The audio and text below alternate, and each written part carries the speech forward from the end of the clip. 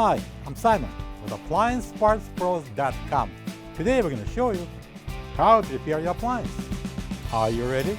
Remember, anytime you work on your appliance, make sure it's unplugged or the circuit breakers are off so there's no chance of electrocution.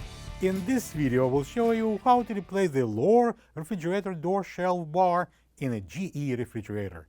It's going to be very easy repair. Should only take a few minutes to show you how to do it. When you open out the package, you're going to get a new lower refrigerator door shelf bar. This lower shelf bar is located at the bottom of the fresh food door. It allows for additional storage space. The main reason to replace the lower refrigerator shelf bar is if it's broken and won't stay in place. To get to the part, we need to open the fresh food door. So this is our lower door shelf bar. We're going to take it out. I'm going to grab the one end and I'm going to push it up. I'm going to play it. We need to get past this little point there. And then I'm going to switch the sides.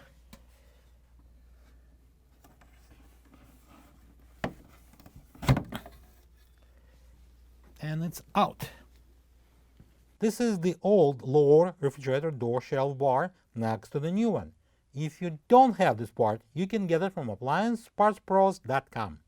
I'm going to bring in a new door shelf bar and place it above these tabs here on the side. So I'm going to press it down and it's going to interlock. And now when we're done, we can close the door. Plug the fridge back in and make sure it's cooling.